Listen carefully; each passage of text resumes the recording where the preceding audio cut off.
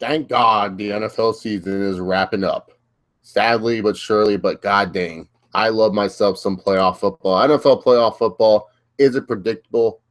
Yes, it is. But do you get some of the best matchups most of the time? Absolutely. And I feel like sometimes some of the best matchups are the wild card matchups. I always get excited for the wild card football, and I'm super excited for this year's wild card football. I feel like we have some really, really, really good wild card football matchups this year in the NFL for the 2016 and 2017 playoffs. Now, I originally was going to do like a whole stream of predicting my playoffs and who I thought was going to win, but I just felt kind of about doing that. I just do want to say that I am kind of on a time constraint here. I have to get ready for work here in a second. So I'm not going to be as answering questions. There's no going to be Q&A at the end of this, but I will answer your guys' questions as we talk about each matchup going into it. I will not be discussing about the Cowboys, the Patriots, the Chiefs, or the Falcons in this video per se of their matchups because I'm only predicting the wild card. I'll be talking about those teams next week when we talk about the divisional rounds. But let's get started. Let's just go talk about the wild card matchups.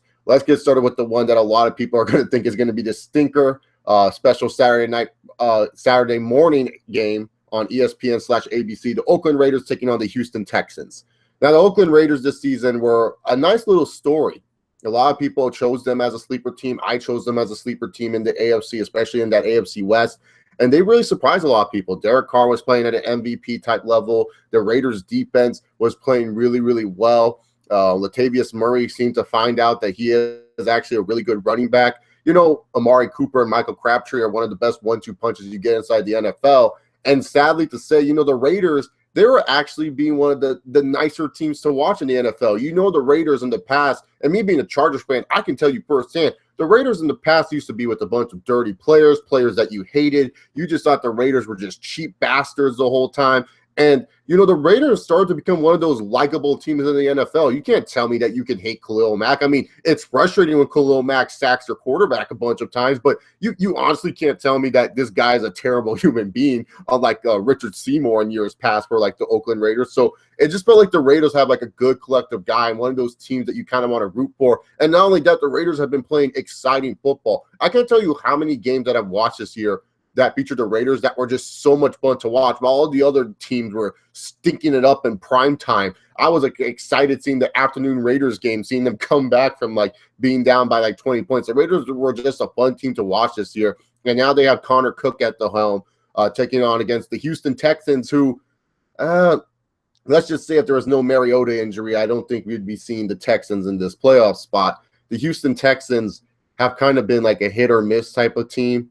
Brock Osweiler, they signed to all this bunch of money, and he hasn't performed very, very well. And frankly, I can't blame Osweiler for not performing this well. It's funny to me that if Osweiler would have stayed for the Broncos, a lot of people would be praising him and saying that he's been doing a good job and that the Broncos know what they were doing, when quite frankly, I just feel like Brock Osweiler, he's a quarterback that works well with a certain system, and I felt that the Denver Broncos system would have worked well with him. I just don't feel like he meshes well with what Bill O'Brien has been trying to do. And also, it goes down to the weapons that Brock Osweiler is around. You know, I'm not the biggest Osweiler fan. He hasn't played well. He has made terrible freaking reads. I'm not trying to defend the guy by any means of the necessary, but when it comes down to it, his number 2 and number 3 options haven't really stepped up to him. DeAndre Hopkins is just being focused on way too much on the defensive side of the ball, so you really can't force the ball up to him. I mean, don't get me wrong, DeAndre Hopkins, I think, is still a top 5 receiver in the league if he gets thrown the ball to as much, but it's just so hard when teams are double covering, even triple covering the guy, because Will Fuller has been inconsistent, and I can't even name you the other receivers on the Texans. That's how bad they've been. Jalen Strong, has he been doing anything?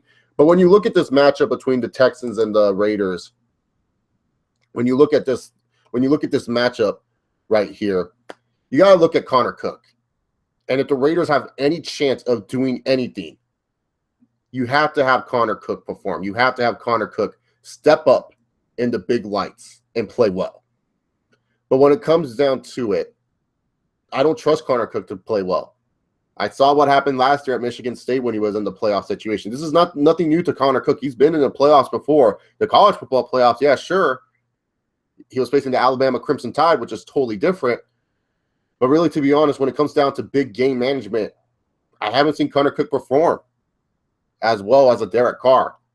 Do I trust Connor Cook? And I do think that the Raiders will keep it close to the Texans. I feel like the Raiders will play emotional football. I feel like they do love playing for Jack Del Rio, and they will play for this guy and try to win football games for him. I do feel like the game will be close between them.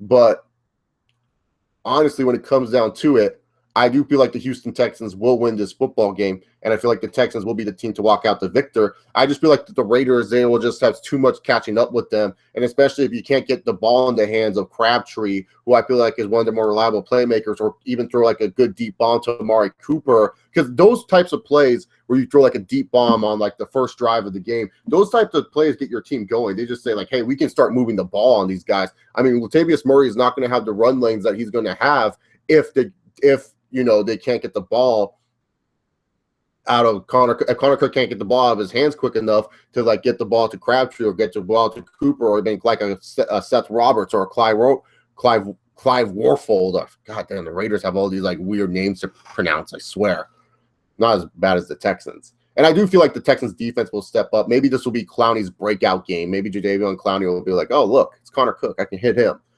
So who knows? But I do have the Texans winning this game. This game, I feel like will be pretty decent. I don't think it'll be as bad as a lot of people are, because I do feel like the Raiders are built for fourth quarters. They're a fourth quarter team. Like the Raiders are built to come back in any situation possible. So I do feel like this will be a close game. Wosha, what up? I don't know who's running the account, whether it be my boy Justin or my boy Jake. It don't matter. Yeah, nothing like a Connor Cook versus Brock Osweiler matchup. Whoever thought we would be saying that? I shaved the beard, Brian Velez. It was getting too puby for me. I just didn't like it. I was looking like a bum. I got the Raiders upsetting the Texans on the road because the Texans got Brock Osweiler and he sucks, but the Texas defense can cause some problems for the Raiders, but the Raiders have the better team. Yeah, the Raiders have the better team. It's just whatever. I don't want to see the Raiders in the Super Bowl. For some reason, I have a distaste towards this team. Well, they're not going to make the Super Bowl. If they had Derek Carr, it'd be a different story. Let's make the decisions. Al Davis, he had the best 40 time, get him the first, which is why you're highly paid O-line and three picks. I got, let's see what else you guys see. I think the Chiefs are the team to be in the playoffs. We're not talking about the Chiefs today, Weston. They are in the divisional round, which we will talk about next week. So, yeah, that's my pick. I got the Texans winning. And with the Texans winning, as of right now, how I have it, they'll be facing the Patriots. Good luck with that shit. As of right now. Anyways, up next is the next matchup for the AFC. The Miami Dolphins taking on the Pittsburgh Steelers. I'm excited for this matchup. Last time we saw this matchup earlier in the year where Jay Ajayi just went off and he had like 200 freaking yards and he was just like an insane animal. Like, it was just insane how well Jay Ajayi was that game. And Pittsburgh's defense, it's been doo-doo. It's been doo-doo all year long. I think even Steelers fans will tell you that, like, there's no such thing as a steel curtain. If there is the steel curtain, it's just wide open for you to gash them. The Steelers' defense has just been kind of eh. Don't get me wrong. Guys like Shazier have been playing well. Stephon Tuitt has been playing well. You know, there's been guys that have been playing well on that defense. Just as a collective unit as a whole, especially when you get to that secondary, I mean, it's just not good. It's just not good. But once again, it's another situation where the Miami Dolphins, they do not have their quarterback. Ryan Tannehill is injured. Tannehill has been playing pretty decent this year, though. Like, it wasn't like Tannehill didn't make like a big jump like a Derek Carr did. Like Derek Carr took like a huge fucking jump where it was just like, holy crap, this guy's at MVP level. Tannehill was just playing a little bit better than he was in years past. It wasn't like Tannehill took like this huge, outstanding leap as like a franchise quarterback. And so I feel like Matt Moore is serviceable enough. And I feel like the Dolphins have like one of the more scarier receiving cores in the league, especially that are very under the radar with, you know, guys like Jarvis Landry and Devontae Parker, if he ever decides to catch the football. I feel like they do have a really good receiving core, and I really do feel like they can attack the weakness of the Steelers. But I feel like the Pittsburgh Steelers, and one thing about them is that they're really good when it comes to revenge games. When the Steelers want revenge, they will get that revenge. They will always be like, no, Ajayi run for 200 yards again. He may run for like 50 yards on us, but that's it. Like, I feel like their goal is to stop Ajayi, because with Matt Moore at the helm, you got to stop Jay Ajayi. You got to start forcing turnovers on Matt Moore, because that's what's going to cause the Dolphins problems. The Dolphins defense will keep them in this game. Like, don't get me wrong, that Dolphins defense is pretty damn underrated. They have a lot of good talent on every position that they do. Like with Kiko Alonso, Ndamukong Suh, and Cameron Wake. Cameron Wake has been playing phenomenal. Like, Cameron Wake, I feel like always gets slept on. every single year. Like, yeah, his sack numbers are not up, but just in general, when you watch Cameron Wake play football, you can just tell this guy's a stud. And like, it's just amazing. He came off this torn Achilles. The dude's like 33 years old, and like the dude is still playing like he's like 27. He's just a phenomenal talent. Love watching Cameron Wake play. But when it comes down to it, I feel like the defense will try to keep them in the game. But when you have Antonio Brown, when you have Big Ben, and you have Le'Veon Bell, the best three-punch in the NFL, the best three-star tandem, like no other team has a star wide receiver, a star running back, and a star quarterback on one team on offense. That's just hard to stop. And especially when you talk about Big Ben in the playoffs, who I think is one of the better playoff quarterbacks that we have seen in years to come, I do feel like the Pittsburgh Steelers will win this game. This game could be either really close or it'll be a blowout by the Steelers. I wouldn't be surprised if it is a blowout by the Steelers, especially if that Steelers defense can start causing some turnovers that could lead to the Miami Dolphins losing this football game. But the Dolphins' run has been really nice, and it's good to see Adam Gase getting some success in the NFL and everything like that. Let's see what you guys see. No, Laura, who do I see in Super Bowl 51? My Super Bowl 51 pick is the Giants taking on the Steelers. That's my Super Bowl 51 pick. I guess I kind of spoiled what I think is going to happen in the Giants and Packers game, but that's my Super Bowl 51 pick. Super Bowl, Eli versus Big Ben. I mean, it wouldn't be as good as the Cowboys versus the Patriots like the NFL media wants, but I still find that a good Super Bowl. I mean, Eli and Big Ben drafted in the same year. Both have 2 Super Bowl titles, trying to win their 3rd. I think it would be good. Odell Beckham versus Antonio Brown. Like, fuck. That sounds good to me. So I got Steelers and Giants as my Super Bowl pick. So that's my pick. That Giants are one of those teams where it's been 4 years. Yeah, let's get them into the Super Bowl. It's always like that with the New York Giants, and it's kind of weird with the Giants too, because normally teams that spend big money in free agency for players, like the Giants spent a lot of money on Janoris Jenkins, Damon Snack Harris. By the way, congrats for making the All-Pro team. He has been absolutely phenomenal for the New York Giants. Damon Harrison, I should say. You know, you get Snacks in there, and then also they paid big money for Olivia Vernon. Like, normally teams that pay big money for a lot of players, well, for them, it's just like you just spent all this money to fix your needs and stuff like that. But hey, it's been panning out pretty well for the New York Football Giants, so we'll see. So anyways, up next, we have the NBC matchup. This will also happen on Saturday. The primetime matchup between the Detroit Lions taking on the Seattle Seahawks. Now, already a lot of NFL analysts have been taking away the Detroit Lions' chances of winning this game, because all I hear from all these NFL people is like, who's a bigger threat to the Cowboys, the Giants or the Packers? Because pretty much a lot of the teams feel like the Seahawks are just going to run roughshod over the Detroit Lions. And one thing about the Lions, I will say this about them, is that they are one pesky team. Now, recently they haven't been looking good, losing 3 straight before heading into the playoffs, but they're a pesky team. This Detroit Lions team is, man. They just don't go down. Matthew Stafford has been playing on an excellent level, and who would have thought? You know, when you looked at the Lions this year, they lost Megatron. They signed Marvin Jones, and it's like, how are you expecting this Lions offense to be as scary as it was once without Megatron? You still have no running back. You don't know who the hell is going to be the running back for your team. I mean, it's just like the Detroit Lions, they're one of those teams that just persevere through all this BS, and they managed to do well. Now, yeah, the Detroit Lions haven't had like the hardest schedule in the world, but still, they managed to persevere, and they win close games. Good teams win close games. They win close games. They find a way to win. And Matthew Stafford, you know, if his team had a better record, you could make an argument that he's an MVP candidate. I wouldn't be mad at you if you said Matthew Stafford should be on the list, should get some MVP votes for him. He's not the NFL's MVP, but really, he's been playing really, really well. It's been a really good year for Matthew Stafford. Feel like he's just been playing on top of his game. This is what you expected from him. You know, Matthew Stafford has had his inconsistent years, but this is one of those best years. I don't know, maybe the fact that Megatron's gone, he's actually stepped up himself. You know, Marvin Jones, yeah, he's disappeared after week 7, but, you know, Golden Tate, Marvin Jones, and Andre Roberts, they have been playing well. Anquan Bolden has been playing well for them too. Running back situations kind of still. You got Zenner, you got Theo Reddick. I think Justin Forsett was there for a cup of coffee. You know, you really don't know who you have at your running back position, but they're a pesky team. They're one of those teams that you cannot count out in these games. Normally with the Lions, they're like a laughing stock. It's like if they're getting blown out, it's over. But they're one of those pesky teams. And the Seattle Seahawks, it's not like they've been looking any good. I feel like Russell Wilson, he gets a little pass from the media a lot of the times. I feel like Russell Wilson doesn't really get shitted on as much. But really, to be honest, when I've been watching the Seahawks play, Russell Wilson hasn't been playing all that well.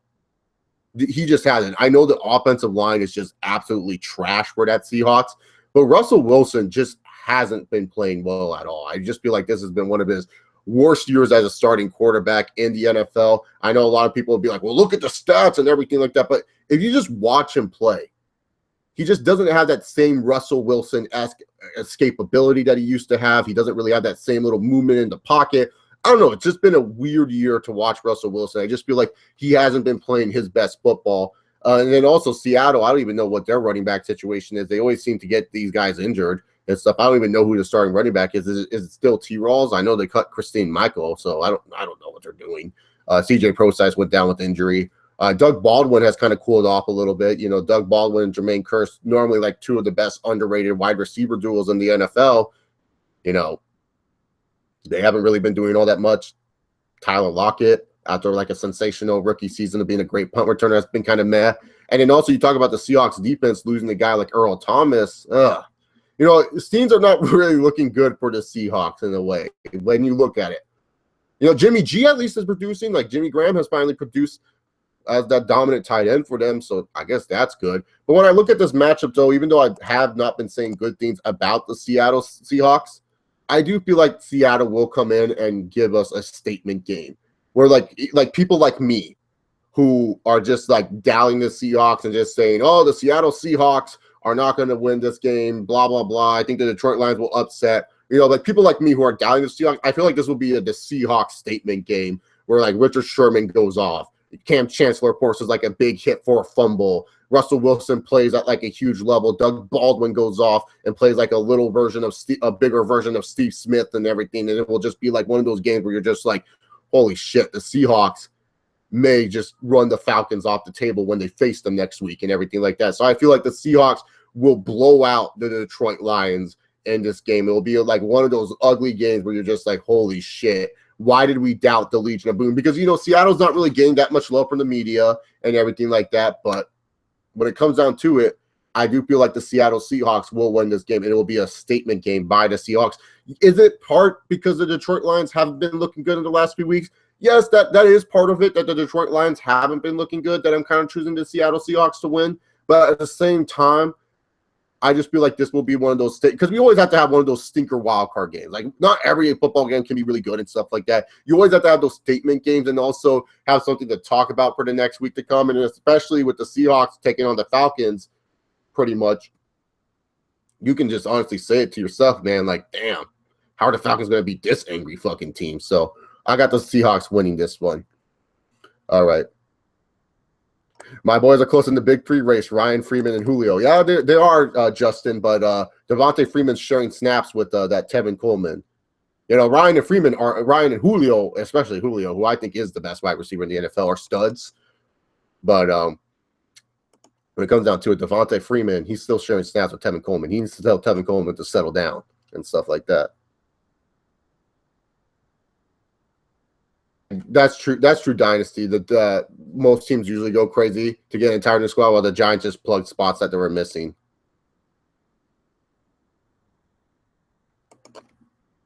You see a Pats versus Seahawks rematch. That wouldn't be bad. What the Seahawks? What's it called? Signed Hester, Devin Hester. Yeah, Bobby Wagner is a stud. I don't need to talk about Bobby Wagner because I know this guy's a stud. Like. I remember when people were shitting on like the Seahawks were taking Bobby Wagner. They're not shitting on him now. A bunch of teams would want a Bobby Wagner on their team. Bobby Wagner's just insane. I think he's one of the best linebackers, if not the best middle linebacker in the NFL, in my personal opinion. Like Luke Kuechly gets a lot of the love. But I think Bobby Wagner is probably the best middle linebacker in the National Football League. Like this guy's just amazing. Yeah, Seattle losing Earl Thomas. That's the only problem. Like ET, like because the problem is with the Seahawks, people forget Cam Chancellor. He's not good in coverage at all. Like he's improved, But there's still so many plays where I just see Cam Chancellor trying to cover someone, and I'm just like, don't do it, Cam. Don't do it, Cam. And then he just totally whiffs, or he tries to go for a big hit. Yeah, Matthew Stafford should be in conversation, but like I said, he's not winning the MVP. Anyways, now time to talk about the New York Giants and the Green Bay Packer game. The game that I feel like is going to be the best playoff game for the weekend. And I feel like a lot of people are looking at it and saying, like, yeah, this is the game that people want to see. Packers, Giants. It's going to be an interesting one for sure. Taking on in Lambeau. It seems like the Giants are Packer killers. I remember a few years back when it was like Brett Favre. He was going to go try to make another Super Bowl run, and then the Giants kicked that field goal to go on to the Super Bowl, and then the Packers were 15-1, best team in the NFL. Rodgers had an MVP type year, led the league in QBR, completions, and completion percentage and everything. Like, Rodgers was like just killing it that year. And then freaking like the New York Giants came in and beat the Green Bay Packers, smacked them in the mouth and said, yeah, you guys ain't that good. The New York Giants and the Green Bay Packers. This game right here is going to be a fun, interesting game. The Packers have just been red hot after kind of like a shaky start to the season where everyone's like, what's wrong with Aaron Rodgers? Like, everyone was like, what's wrong with Aaron Rodgers? His completion percentage is low and everything like that. It was just Aaron Rodgers just needed some help. You know, Eddie Lacy got really fat, did not want to do anything, got injured. James Starks, whatever. Ty Montgomery, a wide receiver playing running back, what the fuck? Rodgers just needed a little bit. He was just warming up. Aaron Rodgers was just warming up for the little massacre that was going to come because Rodgers knows. Rodgers hears the criticism. He knows. He's an elite quarterback. He's one of the best quarterbacks in the NFL. Rodgers will turn it on. He still had to get used to having Jordy Nelson back. He's like, holy crap, I have my favorite target back again. You know, he still had to rely on Devontae Adams and Randall Cobb, who has lost a step or two. You know, he was still learning. He was still kind of building up the relationships again with these receivers. And by God, once he got that relationship back, no one's talking about what's wrong with Aaron Rodgers. No one's talking about what's wrong with the Green Bay Packers. Like, look, they had a slow start. Sometimes good teams do have slow starts. Not every good team is going to be like the Patriots who are in a cupcake division. You know, when you look at the Packers, when they first started this year, they're facing off against a motivated Minnesota Vikings team that just lost their quarterback, that were looking like the best defense you've ever seen in the beginning of the season. They were taking on, you know, the Detroit Lions, who are pesky as hell.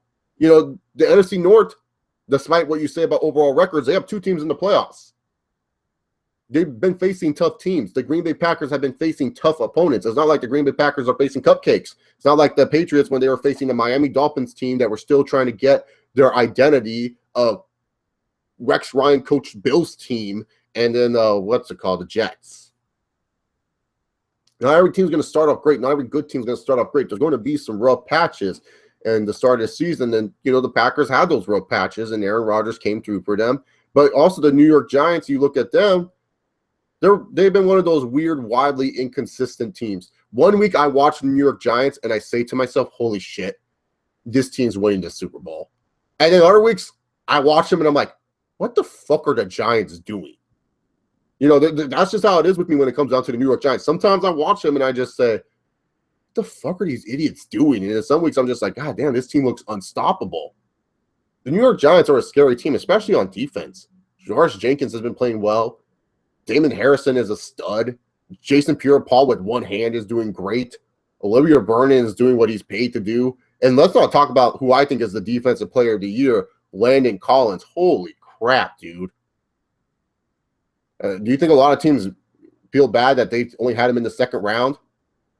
Do the Giants look stupid now for trading up for this guy? Holy Jesus Christ, what a leap Landon Collins has took.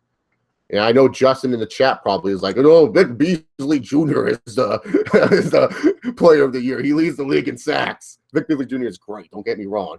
But God damn, Landon Collins. Oh, my God.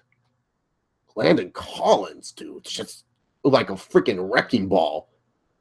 Like, I can tell you firsthand experience watching Alabama, being an Alabama fan, I can tell you right now, I don't know where the fuck this Landon Collins was. He's improved so much from college.